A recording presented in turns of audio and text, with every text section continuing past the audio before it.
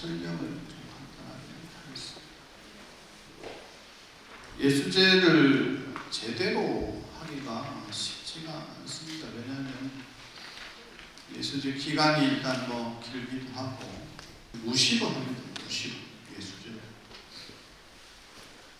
천도제도 자기가 특별한 일이 있을 때 천도제를 하는 것처럼 내가 살아서 뭔가를 좀 의미 있는 걸 좀 하고 싶다 이럴 때 예수제를 하기도 하거든요. 요 근래에 예수제의 어떤 모범을 보이신 분이 저쪽 전라도에 계신 스님이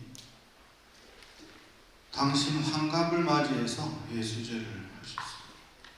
생전에 당신이 돌아가신 것처럼 제자들을 다 모으고 상여를 제자들이 들고 당신이 그 위에 타고 화장대까지 이렇게 가셔서 법문하시는 것까지 이렇게 한 기록도 있고, 원래 예수제 정식 명칭은 예수시황 생칠제거든요. 예수시황 생칠제. 예수제만 들어가지 이게 뒤에 말까지 듣기가 쉽지가 않습니다. 저쪽에 보시면 예전과 좀 다르게 단위쭉 차려져 있잖아요. 그죠? 네. 저기가 이제 예수는 미리 닦는다는 말이고, 미리 닦는데 누구를 모셔놓고 미리 닦느냐? 시왕이죠. 시왕님을 모셔놓고 미리 나의 49제를 지낸다. 내가 죽어서는 내가 지낼 수 있습니까? 없습니까? 이게 내 손을 떠나는 거예요. 그죠? 천도제가 됐든 49제가 됐든 간절하면 꿈에 나타나서 야 좀 빨리 지내봐라. 49제 정도는 지내줄 수 있다 얘가. 아니면 천도제라도 좀 지내봐라. 이럴 수는 있겠습니다만. 그리고 실제로 49제의 공덕도 지장경에 보면 망자가 가져가는 건 3, 살아있는 사람이 가져가는 게 7. 그러면 망자를 위한 것보다는 살아있는 이가 공덕을 짓는 것이 훨씬 더 크다는 말이 되겠죠. 49제 자체도 사실은 우리가 돌아가신 분이 좋은 데 가시라고 하는 거지만, 불교의 입장에서는 딱 죽는 순간 부처님의 초기 가르침에 보면 부처님이 질문하지 마라 라고 하신 것 중에 하나가 죽음 이후의 일입니다. 부처님은 굉장히 현실주의자시거든요. 그래서 지금 이 순간이 중요한 거지 죽고 난 다음의 일은 우리랑 크게 상관이 없다. 근데 사람이 어디 그런가? 살고 있는 지금 이 순간보다는 미래에 대한 두려움으로 가득 차 있는 것이 중생들이거든요. 지금 우리가 출가해서 열반까지 정진을 하고 있습니다만, 출가해서 열반까지 첫 번째 날이 2월 음력으로 8일 부처님 출가하신 날이거든요. 부처님이 출가하신 이유가 사실은 이 늙음과 죽음에 대한 충격 때문에 출가를 하시거든요. 늙음과 죽음에 대해서. 부처님은 이게 원체 왕자의 신분이라 뜨받들어져서 사시는 분이라 삶이 그토록 고통스러운 줄을 모르셨던 분이거든요. 근데 어느 순간 늙고 죽음의 모습이 굉장한 충격으로 다가왔다. 스님들 가운데에서도 이 죽음을 맞닥뜨려서 출가한 분들이 많으시거든요. 절구통 수자로 유명하셨던 효봉 스님은 판사 출신이신데 당신이 사형 탕탕 때리고는 그 충격을 받아서 어찌 사람이 사람을 죽음을 언도할 수 있는가, 여기에 충격을 받으셔서 그 길로 출가하셨다. 예수제의 목적 자체가 거기에 있습니다. 부처님 첫 초기 가르침에는 지금 현실에 대한 이야기를 하셨지만 부처님께서 늙음과 죽음을 맞닥뜨리신다 충격을 받으셔서 출가를 하신 것처럼 후대 사람들이 가만히 살펴보니까 사람들이 제일 두려워하는 게 뭐냐? 죽음이더라. 그러면 살아있을 때 죽음을 어떻게 하면 슬기롭게 맞이할 수 있을까? 여기에 대한 연구가 막 일어나는 거예요. 본격적으로 연구하기 시작해요. 과연 사람의 죽음 이후 사후에는 어떤 일들이 벌어질까? 연구를 막 하거든요. 근데 이게 비단 아주 먼 옛날의 이야기가 아니라 지금 현재 서양의 철학자들 가운데에서 서양의 의학자들 가운데에서 이 죽음 이후 사후에 대한 연구를 엄청나게 한다는 거죠. 그러면서 이 사후세계를 연구한 연구자들이 어떻게 판단을 내리냐 그러면 결과를 도출해내냐 그러면 사후세계는 있다고 판단을 내렸을까요? 없다고 판단을 내렸을까요? 서양의 실리주의자들, 과학자들, 체계적으로 이 진실을 증명하는 사람들이 사후가 있다라고 결과를 냈을까요? 없다라고 결과를 냈을까요? 있습니까? 없습니까? 한번 초청해서 지난번에도 한번 말씀드린 것 같은데 우리나라에 이 사후에 대해서 연구를 한 굉장한 분이 계신데 그분이 정현채 박사라는 분이거든요. 사후는 있다. 오랜 기간 수십 년 동안 연구를 해보니 사후는 있더라. 죽음이 끝이 아니라 그러면서 말하는 것이 윤회라고 하는 것이 분명히 존재한다.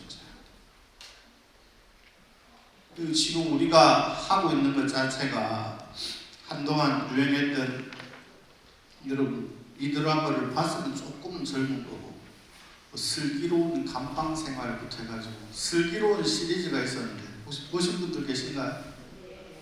좀 잘생긴 젊은 아이들 많이 나와가지고 슬기로운 감방 생활, 슬기로운 의사 생활, 그죠? 시리즈가 만들어지잖아요. 그래서 요새 젊은 친구들이 이렇게 쓰는 단어들을 보면 재밌는 단어들을 많이 써. 그러면 그걸 차용해서 우리도 슬기로운 사후생활 준비. 미리 죽은 뒤에는 귀신같이 하나가지고 대충만 이야기해줘도 알아요. 그죠? 우리말에 귀신같이 한다는 말이 있잖아요. 어찌하나 귀신같이 귀신은 대충 이야기해줘도 알아듣는단 말이겠죠. 그러나 중생들은 살아있는 우리들은 정확하게 뭔가를 똑똑똑 부러지게 이야기를 해줘야만 그러한 것들이 조금은 이해되고 다가갈 수 있겠다. 삶과 죽음에 대한 우리 이 나눠드린 거 한 장씩 더 받으셨나요? 저도 이 예수제를 사실은 평소에는 그렇게 신경을 쓰고 살지를 않았어요. 왜냐하면 스님들도 각각 그 전문 분야라고 할까요? 그런 것들이 있거든요. 출가해서 부처님의 경학, 가르침을 주구장창 연구하는 사람들을 학습이라고 이야기를 할 거고, 그 다음에 일반적인 뭐 예를 들어서 포교당이라든지 아니면 업무를 맡아서 주로 일을 치르시는 분들을 이제 사판승이라고 이야기를 하고, 그 다음에 이제 나는 그런 거에는 관심이 없고 다른 거에도 관심이 없고 오직 화두 하나로 이번 삶과 죽음의 문제를 해결해 보겠다 하시는 분들이 이제 선방에 계신 선승들이 계실 거고, 그죠? 그 다음에 종교에는 의식이 필요하니까 의식을 전문적으로 하시는 의식승이 또 계시거든요. 의식승. 서양의 음악이 기독교 중심으로 생겨나서 발전해 왔다면 동양의 음악도 역시 마찬가지로 불교를 중심으로 해서 발전해 왔거든. 그리고 실제로 우리 문화재에 등재되어 있는 것들이 이 소리 관련된, 의식 관련된, 예술제 관련된, 천도제 관련된 것들이 국가지정 무형문화재로 등록되게 많아요. 특히 요 근방에 있는 이 창원 쪽, 마산 쪽에 있는 예술제를 뭐라고 하냐 그러면 아랫역 예술제라고 그래요. 그래서 이쪽만의 독특한 문화가 딱 들어있다라고 해서 아랫역 예술제가 무형문화유산으로 등재가 되어 있어요. 그만큼 우리의 문화와 아주 밀접한 관계를 맺고 있는 거죠. 예술제라고 하는 것이. 거기에 보면 나눠드린 거에 보면 예술제 함압소 별문이라고 되어 있습니다. 여러분 같이 한번 읽어보겠습니다. 준비되셨나요? 네. 갑니다. 삼가 생각한데 머리로 하늘을 이고 발로 땅을 밟고 있는 중생의 번뇌는 끝이 없고 명부에 거하며 이승을 살피는 염라왕의 억경되는 중생의 모든 것을 비추어 봅니다. 만일 중생이 안한존자의 큰 지혜를 만나지 못하고 지장보살님의 본원력과 부처님의 대자대비를 만나지 못한다면 어찌 업의 굴레를 벗어날 수 있겠습니까? 사바세계는 고통의 연속인 땅이라 부처님의 가르침을 듣고 실천하기는 어렵고 무명의 업장은 더욱 짙어만 갑니다. 다행히도 부처님의 가르침을 만난 저희들은 계묘년 윤달을 맞이하여 삶의 악업을 청정히 하고 무루의 선한 인연을 맺고자 예수제의 법석을 마련하여 불보살님과 명부시황전에 정성껏 공양 올리고 기도 전진하옵니다. 명부의 판관과 귀환은 악을 끊는 날에 인의 몸 보호하고 옹호성중은 선을 닦는 때에 인의 마음 살피소서. 이 기도정진의 시간에 한 구절이라도 부처님의 묘한 가르침을 깨달을 수 있다면 지옥의 불길은 연못으로 변하고 명부세계는 극락세계로 변화할 것입니다. 저희들의 정성어린 공양과 참된 회양이 현생에는 원하는 바가 뜻대로 이루어지고 오는 세상은 정토가 되기를 바랍니다. 이게 안 그래도 잠을 잘 못 이루는 판에 잘 됐다. 그래가지고 온 데를 찢었어. 과연 예술제라고 하는 것이 어떤 구조로 되어 있는가? 저희 학생의 이 DNA가 피가 이제 간만에 돌아서 예술제는 저희 전문 분야가 아니거든. 예술제라는 것은 어릴 때 출가해서 그냥 기본 의식들은 어른들께 뭐 범패의 기본이라든지 의식의 기본적인 것들은 배웠습니다만 전문적인 것들은 배운 적이 없어. 근데 이제 저는 궁금하면 좀 해결을 해야 되는 측면이 있어서 예술제가 과연 뭘까? 막 살펴봤더니 자료가 크게 없어. 예술제를 많이 해왔을 건데 그냥 천도제 의식처럼 그냥 연구를 하고 그냥 나무아미타불을 한 게 나지 예술제에 대한 정확한 설명이 크게 없어. 연구 논문들은 있습니다. 왜냐하면 문화재로 지정이 되니까 이게 연구해야 될 것들이 생기잖아요. 그래서 이 연구 논문이나 박사학위를 받은 분들이 글을 쓴 건 있는데 예술제가 정확하게 뭔가에 대한 설명은 잘 없어. 막 찾다 보니까 이 함압소, 우리 지금 이쪽에 보면 노란 박스에 뭐 한 거 담겨져 있잖아요. 저기에 가장 중요한 게 뭐냐 그러면 딱 두 가지예요. 함압소라고 하는 거하고 돈 모양으로 되어 있는 지전이에요. 그 두 개가 제일 중요하거든요. 근데 저 많은 양을 우리 전법사 대중 가운데 특별히 신심을 내어서 마음을 내어서 동참하신 분들, 사무실 직원들하고 함께 또 안에 보면 낱낱이 한 장 한 장 다 썼어요.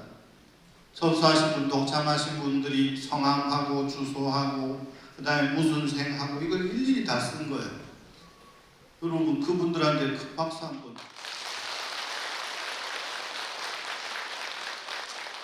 이것이 자기 자신의 시간을 특별히 내어서 밤늦게까지 하시더라고요. 양이 점점 많아져서 이런 것 저런 것 때문에 예수제를 제대로 하기가 쉽지가 않습니다. 그리고 작은 사찰을 사기가 힘들어요. 왜냐하면 해야 될 일이 제대로 하려면 너무너무 많아요. 조기에 함압소라고 하는 거하고 수생전이라고 하는 것이 제일 중요합니다. 함압소의 내용 가운데에 함압소라고 하는 게 뭐냐 그러면 현대식으로 하면 뭐 다짐의 말, 우리가 불교도들이 흔히 쓰는 말로 보면 발언문이라고 해야 되겠죠. 발언문. 그러니까 큰 의식을 하게 되면 그때 이 소를 써요. 소. 알기 쉬운 말로 해야 됩니다. 사극에 보면 상소 올린다는 말 들어보셨죠? 상소. 상소할 때 소자가 이 소예요. 뭔가를 소통한다 할 때도 이 소자를 써요. 그러면 누군가와 누가 소통하는 것인데요. 나와 내가 부처님과 아니면 시왕님과 아니면 삼세에 계신 부처님 전에 법계에 계신 부처님 전에 고하는 게 되죠. 그러면 무엇 때문에 예수제를 지내야 하는가가 여기에 정확하게 나와야 하는 거죠. 근데 내용이 너무 어려워요. 이 번역하는데 아주 애를 먹었어요. 당최 번역이 되어 있는데 번역을 한 사람이 이게 무슨 말인지 모르고 번역한 거예요. 대장경이 있잖아요. 8만 대장경이. 들어보셨어요? 한번 본 적은 있습니까? 직접 가서 만져도 보고. 우와. 합천 해인상가 가는 데 가면 장경각이라고 하는 데가 있잖아요. 거기 가면 나무판이 8만 개가 넘는다고 해서 8만 대장경이라고 하거든요. 그 말고 따로 우리나라 스님들이 만든 것들 중에 한국 불교 전서라고 하는 게 있어요. 아주 고대로부터 지금까지 우리나라에서 만들어진 것들을 모아놓은 경전이나 가르침이나 이런 것들을 그 가운데 이제 그 전문가들이 모여서 이걸 계속 국책 사업으로 번역을 하고 있는데 요게 딸랑 몇 줄이 나와요. 몇 줄이 나오는데 내용도 너무 어려운데다가 번역도 너무 엉망이고 그래서 이게 다시 제가 만든 겁니다. 기존에 있는 거에다가 뼈대에다가 살을 붙이고 현대적인 의미를 부여를 한 거예요. 삼가 생각헌대라고 하는 것은 이 사실기도 때 항상 삼보대 성자하거나 출근할 때 시방삼세 할 때 있죠. 그때 그 말이 삼가 생각헌대 앙유란 말이에요. 엎드려가지고 이렇게 부처님 앞에 엎드려서 가만히 생각을 정리해보면 부처님께 아뢰올 말씀은 이러한 말씀입니다. 어떤 말이냐? 머리로 하늘을 이고 이게 원어예요. 발로는 땅을 밟고 있는 중생. 이걸 현대적인 말로 하면 이 땅을 살아가고 있는 저희들, 이 세상을 살아가고 있는 저희들 이렇게 번역될 수 있겠죠. 문학적으로 푸니까 뭐라고 풀었어요? 머리로 하늘을 이고 발로는 땅을 밟고 있는 중생의 번뇌는 이렇게 되어 있는데 원래는 14번뇌라고 되어 있어요. 14번뇌. 이거 14번뇌 나오면 이제 끝난 거예요. 글 쓴 사람이, 글 쓰신 스님께서 의문이라고 하는 스님이신데 이 스님이 굉장히 학식이 높으신 분이죠. 왜냐하면 자 14번뇌라고 들어보신 분 손 한번 들어볼까요?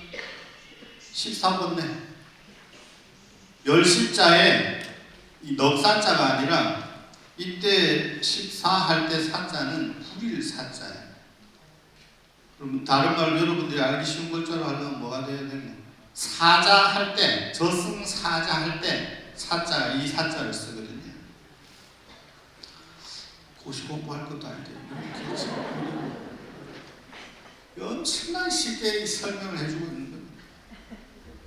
14번뇌라고 돼 있대. 그래가지고 내가 뒤에 여러분들 공부시키라고 뒤에다가 번뇌, 108번뇌 이래가지고 우리가 흔히 알고 있는 108번뇌가 만들어지는 과정이 이론이 굉장히 많아요. 108번뇌를 이야기하는 논리들이 굉장히 많단 말이에요. 간략하게 정리를 해놓은 건데 이게 중요한 게 아니니까 한번 봅시다. 중생의 번뇌는 끝이 없고, 번뇌라고 하는 것이 무엇을 번뇌라고 하느냐, 아주 멋진 말이 있습니다. 그 뒤에 보면 여러분들 나눠드린 것도 번뇌 108번뇌 되어 있죠. 거기에 보면 중간쯤에 보면 번뇌라 하면 보입니까? 등이 마음을 번거롭게 하고 괴롭히기 때문에 번뇌라고 한다. 우리말이 좋기는 합니다만 한자를 그대로 옮겨놓은 경우가 많기 때문에 한문을 보면 이게 이런 뜻이구나 하는 걸 알 수가 있어요. 그 옆에 보면 능영심번이라고 되어 있거든요. 번뇌라고 하는 글자를 살펴보면 불화자 옆에 이 목항자, 머리 이 정수리 정자에 해당되는 게 딱 들어가 있어요. 자, 열받으면 뭐가 지끈지끈합니까? 맞죠? 그거 보다가 만든 글자예요. 재밌잖아요. 열받으면 이 고민을 거듭하면 뭐가 돼요? 뭐가 돼요? 머리에 열이 나죠? 머리가 지끈지끈하죠? 고만 쓰라 이거든. 컴퓨터나 기계도 실시간 없이 계속 돌리면 어떻게 돼요? 뜨거워지죠? 열받죠? 중생의 몸뚱아리 똑같단 말이죠. 이게 과하게 되면 뭐가 되느냐? 서양에서 쓰는 말로 하면 이게 스트레스란 말이에요. 스트레스는 무슨 뜻이냐 하면 내가 받아들일 수 없을 만큼 짓눌려진 상태, 그걸 스트레스라고 하거든요. 내 힘으로 감당하기 힘든 것까지, 힘든 상태, 내가 더 이상 버틸 수 없는 상태, 그때를 스트레스 받는 상태라고 이야기를 합니다. 마음을 번거롭게 하고, 이 마음이라고 하는 걸 막 쓰게 되면 마음은 형상이 없지만 마음을 막 과하게 쓰면 이 형상 없는 마음이 형상 있는 이 몸을 지배를 해요. 중생의 번뇌는 끝이 없고, 그 다음에 명부에 거하며 이승을 살피는, 저기 보면 5번째 왕이 염라왕이거든요. 염라왕은 지장보살의 화연이라고도 하고, 여러분 공부시키려고 저기다가 아바비 다 저렇게 붙여놓고 죄를 지낼 때마다 사실은 예수 시황 생칠이니까 저 한 분 한 분이 한 제 한 제를 맞는 거예요. 대왕은 10불인데 우리가 49일을 하잖아요. 그죠? 보통 49제도 7번을 해서 49일을 하면 3분의 왕이 남잖아요. 한번 알아두고 여러분들 가서 이제 아는 책 좀 하면 됩니다. 첫 번째 7일을 맞는 대왕, 두 번째 7일을 맞는 대왕이 쭉 담당이 7번까지 가는 거예요. 그 다음에 100일째 소상, 100일째 맞는 대왕이 8번째 대왕이 되는 거고, 1년째 되는 날 맞는 대왕이 9번째 대왕이 되는 거고, 3년째 되는 해를 맞는 이가 10번째 대왕이에요.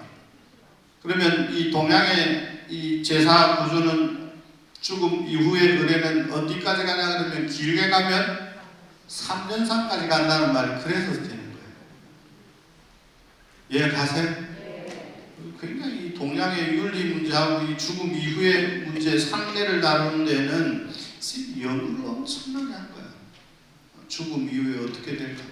근데 실제로 현대 학자들도 연구를 해보니까 사람이 죽은 뒤에 3년 정도는 영향을 크게 미치더라고요.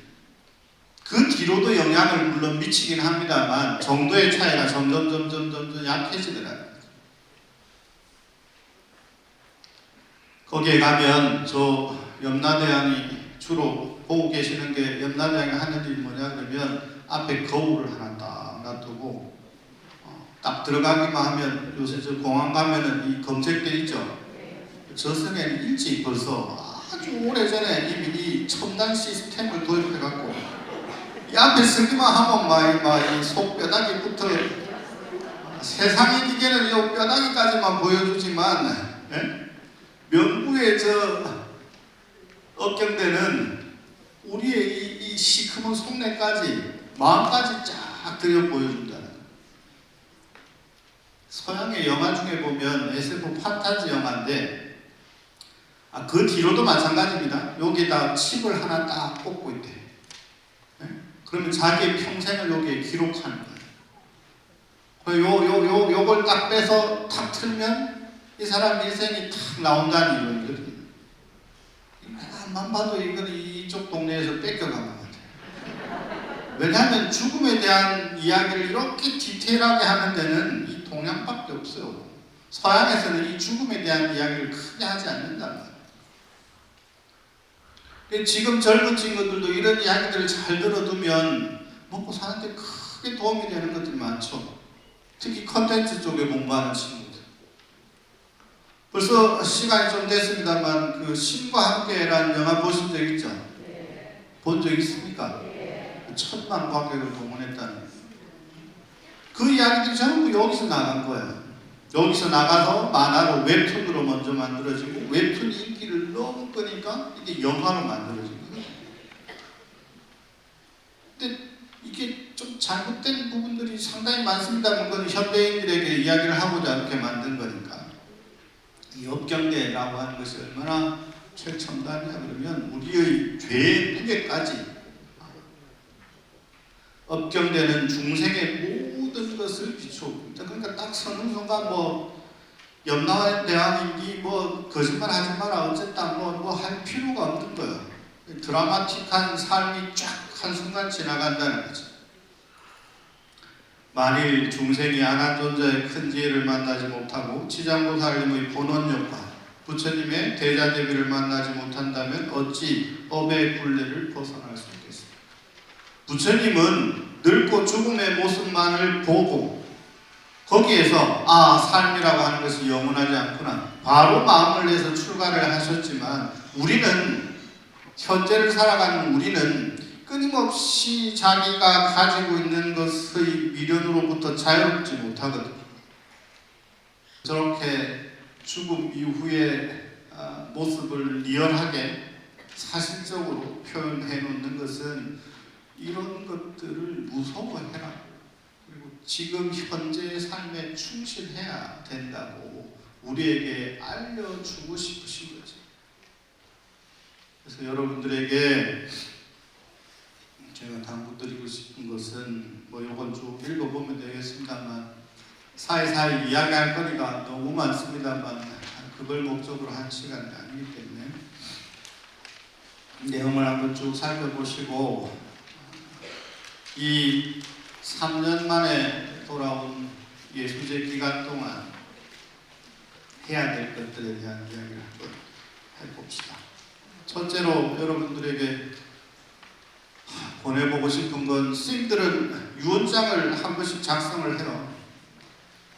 스님들은 왜 그러냐면 스님들이 이렇게 이 가사가 조각이 많을수록 스님 생활을 오래 했다는 표시거든요. 이게 이제 등급이 올라갈 때마다 스님의 법계가 올라갈 때마다 시험을 치르는데 시험을 치르는데 가장 중요한 서류 중에 하나가 유언장이에요. 유언장 쓰는 거예요. 몇 년에 한 번 쓰죠? 한 5년, 10년? 자주 써야 돼요. 써보니까 느낌이 좀 묘하더라고요. 여러분들에게도 권해드립니다. 집에 가가지고 무슨 말인지 대충 알겠죠? 유언장을 한 번씩 작성을 한번 해보십시오. 아니면 내 삶의 이력서를 한번 작성해 보십시오. 아까 말씀드린 신과 함께에 보면 지장보살님이 로펌의 대표로 나오시고, 재밌죠? 그 밑에 변호사들이, 판관들, 사자들이 이제 변호사로 등장을 해요. 저승의 변호사는 다 무료라. 국선 변호사도 한 사람을 맡았는데 이 사람 이제 변호하는 과정을 아주 재미나게 해놓습니다. 그러니까 사실 영화보다 만화책이 훨씬 더 재밌어요. 기회가 되면 한번 보시고 주변에도 널리 권하시면 좋아요. 주호민 작가의 신과 함께라는 책, 거기에 보면 첫 번째 진광대왕을 만나러 가면서 서류 준비를 쭉 하는데 인상적인 장면이 나와요. 40몇 살에 이 사람이 갑자기 간경화로 심근경색으로 죽는데 자기의 삶을, 인생을 적어야 되는 거예요. 나는 언제 태어났고 뭐 어떤 특별한 일이 있었고 이걸 적는데 딸랑 종이 한 장이 안 되더라는 거죠. 묘한 느낌을 줄 겁니다. 유언장 쓰면 저희들은 이제 유언장, 스님들은 유언장 쓸 때 뭐가 핵심이냐 그러면 유언장의 핵심은 제가 혹시라도 가지고 있는 모든 것은 다 조계종이 기록됩니다. 이게 주 목적이거든요. 여러분도 혹시 뭐 이렇게 좀 남는 게 있으면 정법사 앞으로 이렇게 좀 잘해야 돼요. 왜 그러냐면 스님들이 갑자기 죽음이라고 하는 것이 찾아오잖아요. 그러면 이 인간 세상은 정말 리얼리티 그 자체인 것이 평소에는 왕래가 없던 사돈의 팔척 전인 친척 끈이라도 붙어있는 사람이 나타나요. 그러면 재판을 걸잖아요. 이 스님이 가지고 있는 모든 것이 다 이쪽으로 갑니다. 여기에서 충격받아가지고 조계종에서 빨리 법적으로 이 정비를 해야 되겠다. 그래서 하기 시작한 게 유언장 작성이에요. 스님이 평생 사시면서 예를 들어서 저를 지금은 조계종 관련 사찰들은 다 조계종 앞으로 등록이 되지만 개인 앞으로 되어 있는 경우도 있잖아요. 이런 경우는 심각합니다. 평생 당신이 정말 기도 정진하시고 동참하신 분들이 해가지고 하나를 마련을 했는데 이게 궁중불이에요. 순식간에 흩어져요. 이런 경우도 너무 많죠. 그래서 여러분들이 이 신앙생활을 할 때, 신행생활을 할 때 저를 잘 선택해야 돼요. 이 무등록, 무허가 이런 데는 가면 안 됩니다. 아시겠죠? 혹시라도 뭐 거기가 조금 괜찮아 보일지라도 작아갖고 좀 더 잘해줄 수 있잖아요. 좀 더 친절하게 해줄 수 있잖아요. 우리 전법사님 식구들이 원체 많으니까 좀 소홀히 할 수도 있고 거기 가니까 뭐 나를 더 좀 챙겨주는 것 같고 그래가지고 혹해가지고 가가지고 뭐 이 했다가 이 나중에 이 산상이냐 공중불에 대한 일이 생긴다.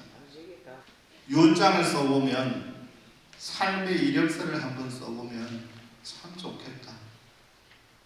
그러면 자신의 삶이 야 내가 이것밖에 안 되나? 여러분도 아마 종이 한 장 채우기 쉽지 않을걸요. 언제 태어났고 지금 정법사의 49제를 지나면 추도문을 읽고 가족 대표가 합창단이 노래 1절을 한 다음에 스님이 사무실에서 언제 태어났고 언제 결혼했고 슬하에 누가 있고 이 딸랑 내주면 안 돼요. 여러분도 마찬가지일 거라고 저는 생각이 됩니다. 아마 막연히 생각해보면 아마 눈물 흘리더라고요. 이게 내 삶이 이게 아니 가만히 한번 보자고요. 제가 지난번에도 말씀드리고 자주 말씀을 드리는데 부처님의 가르침의 가장 핵심은 나를 깨닫는 것으로부터 시작되거든요. 나를 중심으로 모든 것이 펼쳐진다라고 이야기를 하고 나의 핵심은 모든 것이 마음이다 라고 하는 것이 가장 근간에 있는 가르침이거든요. 스스로를 돌아보면 나의 삶이라고 하는 것이 어디에 초점이 맞춰져 있었던가 하는 걸 알 수가 있어요. 왜 그러냐면, 이런 것이 왜 중요하냐 그러면, 나라고 하는 것이 중요함을 지각하고 나를 사랑하고 나를 행복하게 하면 주변이 자연적으로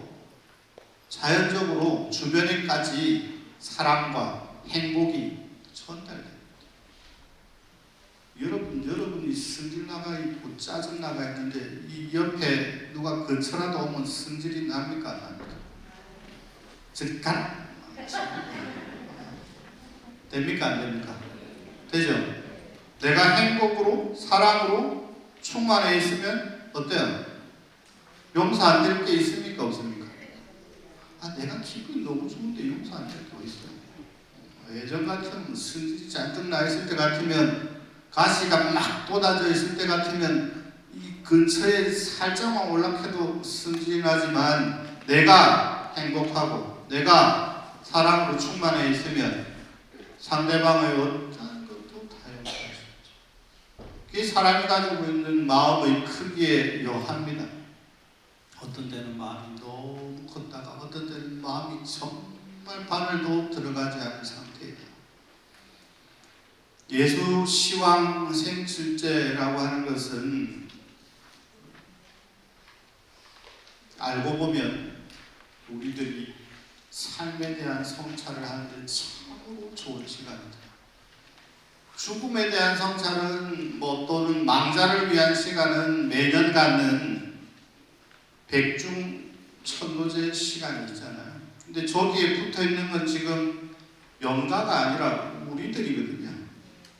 그죠? 이게 자세히 들여다보면 굉장히 좋은 방법이에요. 굉장히 기복적인 것 같지만 실제 내용을 가만히 살펴보면 정말 잘 만들어진 콘텐츠다. 지금 이야기로 합니다. 우리가 언제 죽음에 대해서 이렇게 진지하게 생각해 볼 수가 있느냐. 나를 저기에다가 올려놓고 죽음 뒤에 저런 과정을 거친다 하니, 죽음 이후에는 모르겠고 저 내용을 살펴보면 현재 살아가면서 겪는 모든 것들이 다 저기에 있는 거예요. 죽음 이후의 것이라 생각지 마시고 현재의 일이라 생각을 하시고, 정법사에서 치러지는 예수시황 생칠제는 상단에 축원을 하고 발언문을 읽고 그 다음에 저쪽 하단을 향해서 부처님의 가르침을 독송하는 기도로 대신하고, 거기에 모인 것들로는 남들에게 이로운 곳에 쓰여지도록 하는 것을 목적으로 하겠습니다. 그래서 기도 때는 명단에 명단이 아닙니다. 하단입니다. 예수제 때는 명단이 아니라 하단. 내가 저기에 내가 나를 마주해서 앉아 있는 거죠. 혹시 본인 안 올리고 아들 손지 닦아주려고 이렇게 올린 양반들은 그거 내리고, 올린 건 어쩔 수 없다 치더라도 내를 중심으로 하는 것이 중요합니다. 내를 중심으로. 요 축원하는데 보니까 똑불백이 쳐져 있는 거 보니까 내가 보니까 그런 표시 같은데, 나를 위한 시간이거든요. 나를 위한 시간에 조금 더 있으면 누군가를 해주는 거지, 예수제 시간은 나를 위한 시간이다 생각을 하시고, 지금 자리를 정리를 해서 이제 하단을 향해서 임원진들이 대표로 차를 올리고, 시작할 때 3배, 끝날 때 3배 올리는 것으로, 그리고 금강경 한글판을 읽는 것으로 기도 정리하도록 하겠습니다. 자리 정리해 주십시오.